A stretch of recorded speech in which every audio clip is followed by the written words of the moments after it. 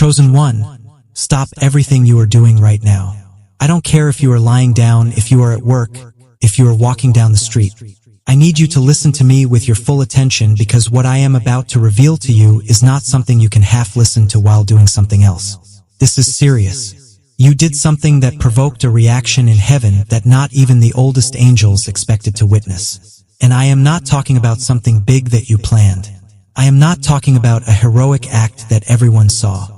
I am talking about something so small, so quiet, so intimate that you probably don't even remember it, but they remember it. And when I say they, I am referring to beings that have existed since before time had a name. Your act left God speechless. And Michael, the archangel who defeated Lucifer, the commander of the celestial armies, the warrior who has never shown weakness before anything or anyone, fell to his knees when he saw what you did. Not in defeat, in astonishment. Subscribe to this channel right now and activate all notifications, because what I am about to show you is going to permanently change how you understand every silent battle you have fought and every invisible victory you have won without anyone applauding you. Stay until the end, because I am going to reveal to you exactly what it was that you did, why it caused this unprecedented reaction, and what this means for everything that is about to manifest in your life. Write in the comments 777 if you have felt lately that something changed inside you, as if you had crossed an invisible line that separated you forever from who you used to be. Let me take you to a moment you have probably forgotten.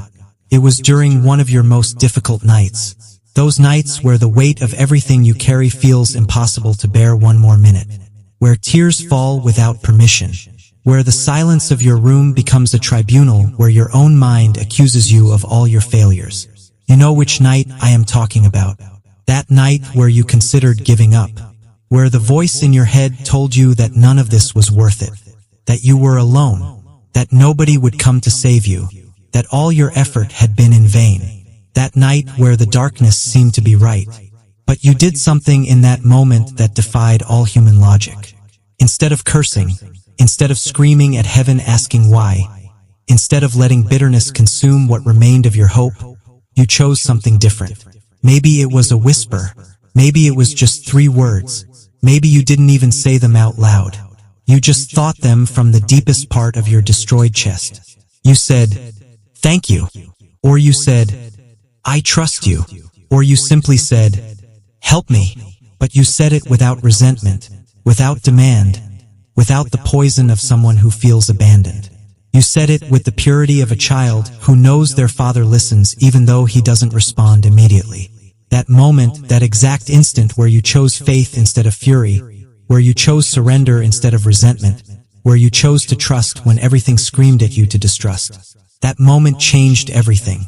Because what you didn't know, what you couldn't see with your human eyes, is that in the exact instant those words left your heart, something happened in dimensions your mind cannot comprehend. Your guardian angel, who had been watching your struggle in silence, respecting your free will, stopped in his tracks. Because what he had just witnessed didn't follow the normal patterns of human behavior. Humans under that level of pressure break, they curse. They turn away from the divine. They question everything they once believed. But you didn't. You did exactly the opposite. And that activated a celestial protocol that only activates in extraordinary cases. Your guardian angel immediately sent a report upward. Not to his immediate supervisor, not to the Council of Guardian Angels, directly to the archangelic level, because what he had just witnessed required attention from the highest hierarchies. I need you to understand something fundamental before continuing. In the spiritual world, there exists something we could call the frequency of the soul. It is not something mystical and invented. It is simply the energetic vibration that your being emits based on your consistent choices over time. Most humans operate at what is known as reactive frequency. This means their internal state is a mirror of their external circumstances. If things go well, they feel good. If things go badly, they feel bad. Their frequency rises and falls depending on what happens to them. This is completely normal. It is the standard human experience. But there exists another frequency, a much rarer one that the ancient texts call the frequency of the chosen. This frequency is characterized by something that seems impossible. The capacity to maintain inner light independently of external circumstances. The capacity to choose love when hatred would be justified. The capacity to maintain faith when doubt would be completely reasonable. And here is where your case becomes extraordinary.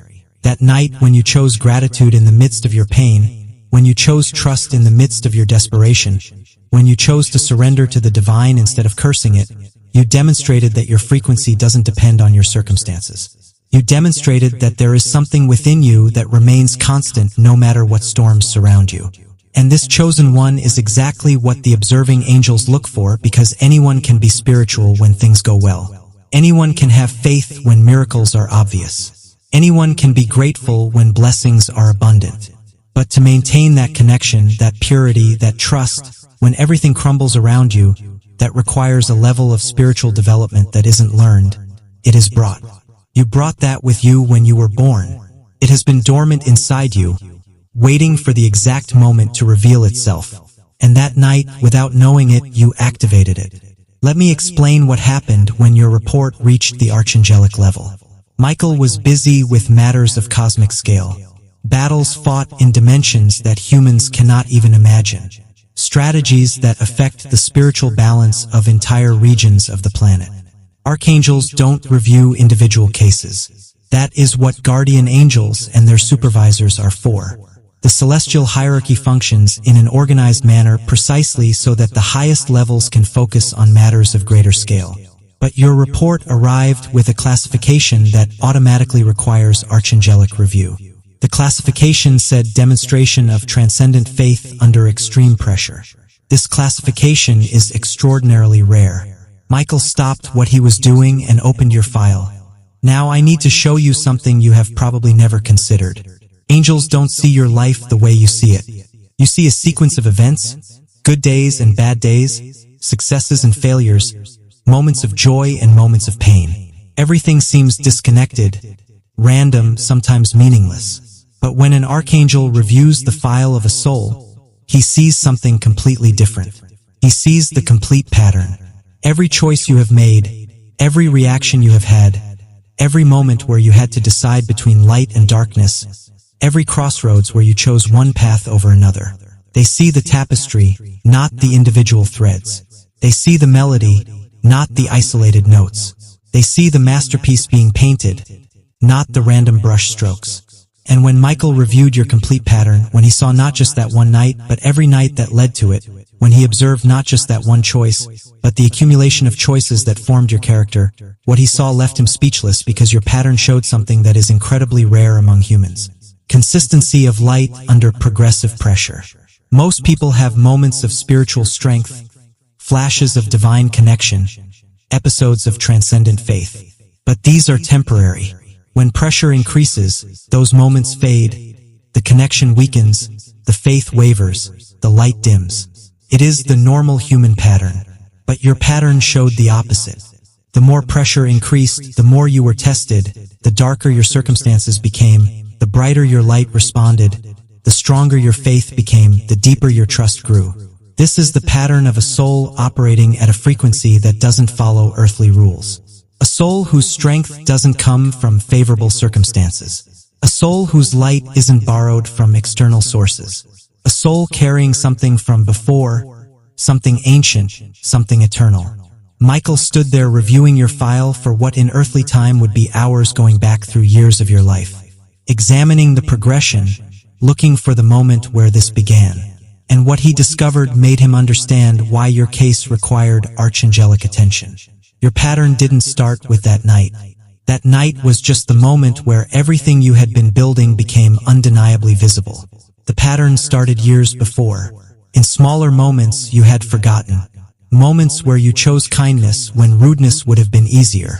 Moments where you chose forgiveness when resentment would have been justified. Moments where you chose truth when lies would have been more convenient. Moments where you chose love when indifference would have been safer. Each of those moments was a brushstroke. Each of those choices was a note in the melody. Each of those decisions was a thread in the tapestry, and together they created a pattern that told a story. The story of a soul that knows who it is, that remembers where it came from, that refuses to let circumstances define its frequency. This is what made Michael fall to his knees. not weakness, recognition.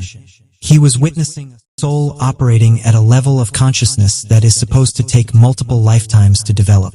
And you are doing it now. In this lifetime, under these conditions, this wasn't supposed to be possible, but you are proving it is. Now, I need to tell you what happened next because this is where things become truly extraordinary. Michael took your case directly to the Divine Council. This is a gathering that doesn't happen for individual souls. It happens for matters affecting entire soul groups, planetary transitions, cosmic alignments, massive shifts in collective consciousness. But your case was presented there not because you are more important than other souls, but because what you demonstrated has implications beyond just your personal journey. When the council reviewed your pattern, when they saw what you did under those conditions, when they understood the frequency you maintained, despite everything against you, God Himself spoke about your soul, and what was said has been recorded in the eternal archives. I am going to share it with you now because you are meant to know this. The exact words were, "This one remembers not intellectually, cellularly. This one carries the frequency we intended for all of them. But so few maintain under pressure. Mark this soul. It will teach others. Not through words, through being." Let me break down what each part means. This one remembers. This refers to soul memory, the knowledge that exists beyond this lifetime, the understanding that came with you when you entered this body. Most humans forget this when they are born. The veil of forgetting falls and they have to relearn everything through earthly experience. But some souls don't completely forget. They carry fragments of remembering, echoes of truth that guide them even when they don't consciously understand why you are one of these. When you chose faith in that dark moment, you weren't learning something new. You were remembering something ancient, not intellectually. This clarifies that your knowledge isn't just mental understanding. It is not theology you studied. It is not philosophy you adopted. It is not religion you practice. Cellularly means at the level of your very essence, in your DNA, in your energy, in the core of who you are. You know because you are, not because you learned. This one carries the frequency we intended for all of them. This is profound. It means you are operating at the original design specification for humanity before the fall, before the forgetting, before the corruption of consciousness. You are demonstrating what humans were meant to be. Light carriers who maintain frequency regardless of circumstances. Souls who choose love even when hate is justified. Beings who trust the divine even when everything suggests they shouldn't. This is the original blueprint, and you are living it, but so few maintain under pressure. Here is the acknowledgement of rarity. Many start with good intentions. Many have moments of spiritual strength. Many experience periods of faith, but maintaining it under sustained pressure. Keeping the light burning when everything tries to extinguish it. Holding the frequency when every circumstance screams at you to lower it. This is where most fail. Not because they are bad people, but because the pressure is designed to be overwhelming, to force compromise, to make lightbearers dim their brightness to survive. But you didn't dim. You burned brighter. And that is what caught divine attention. Mark this soul. This is the instruction that changed everything for you. To mark a soul means to place it under special observation, to flag it for priority attention, to ensure that everything connected to it receives elevated review. It is like being moved from the general population to a VIP list. Not because you are better, but because you have demonstrated capacity that requires different handling. It will teach others. This is your assignment, your purpose. Your reason for going through what you went through. You weren't being punished. You were being prepared. The darkness you endured wasn't meant to destroy you. It was meant to forge you into someone who could guide others through their darkness. The pain you survived wasn't meaningless suffering. It was training for the role you are about to step into. You are being positioned to teach not through words, through being. This last part is crucial. Your teaching will not primarily come through what you say. It will come through who you are, through the frequency you emanate, through the way you handle difficulty, through the grace you display under pressure, through the light that others cannot help but notice when they are near you. People will be drawn to you without understanding why. They will feel safer around you without knowing the reason. They will find hope in your presence without you saying a word because you carry a frequency that their souls recognize as truth. and that frequency teaches them that what you have done is possible for them too. After God's statement, after the marking of your soul, something else happened that you need to know about. The attacks stopped working. Let me explain this carefully because it is important you understand the mechanics in the spiritual realm. There are forces that oppose light, not because they are inherently evil in some cartoon villain sense, but because darkness naturally resists light. It is how the system works. Opposition creates strength. Resistance builds capacity. Challenges forge character. So a certain level of opposition is actually part of the design. It is meant to help you grow. But there is another level of opposition. Targeted attacks designed not to strengthen you but to break you, to stop your progress, to prevent you from reaching your full potential. These attacks come from entities that recognize light-bearers and specifically target them because they understand the threat that awakened souls pose to systems of darkness. You have been under these attacks. That is why things have been so difficult. That is why the pressure has been so intense. That is why it is felt like everything was trying to stop you because it was. But when your soul was marked, when divine attention was officially placed on your case, when your classification changed to chosen one operating under special protection, the permission structure changed. Those entities that were attacking you, they lost authorization to continue. Not because they became afraid, but because they were reassigned, told to back off, given new targets. Because attacking someone under divine protection violates protocols even in the dark realms. Think of it like diplomatic immunity. Once you are flagged at a certain level, opposing forces cannot touch you without consequences they are not willing to face. So the attacks don't just fail. They reverse. The energy they send toward you bounces back toward them. The traps they set for you catch them instead. The obstacles they place in your path become obstacles in theirs. This is already happening in your life. You have noticed it. Things that used to trip you up don't work anymore. People who used to drain you cannot seem to get near you. Situations that used to trigger you don't affect you the same way. This isn't random. It is the result of your new classification. The attacks not only fail, they reverse. Now I need to explain what changed practically as a result of all this. When God expressed that impression about your soul, when Michael knelt in recognition, when your case was marked for special attention, something called accelerated fulfillment was activated.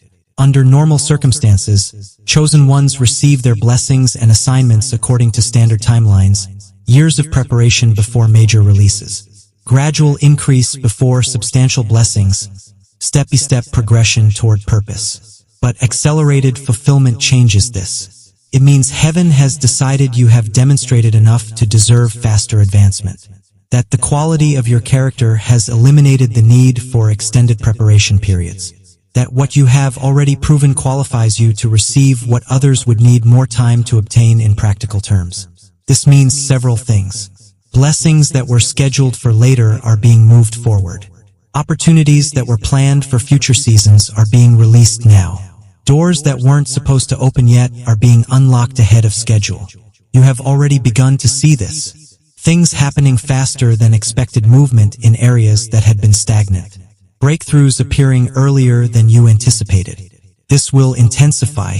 The acceleration is just beginning. It also means opposition is being systematically neutralized. Not just temporarily blocked, but permanently removed. Enemies are being reassigned. Attacks are being prohibited. The normal resistance that slows down chosen ones has been lifted from your path. You are entering a season of unusual favor.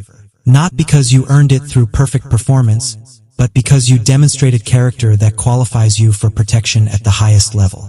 Every soul that reaches Archangelic Level Review receives a classification, a designation that summarizes their core spiritual identity. This classification follows them for the rest of their earthly journey and beyond. Your classification has been recorded as Proven Warrior of the Light. Let me explain what each part means. Proven means tested through action, not just potential. Many chosen ones have potential for warrior status. Few demonstrated under real conditions you did. Your classification isn't based on what you could do. It is based on what you already did. Warrior means someone operating in active spiritual combat, not passive observation. You are not just receiving truth. You are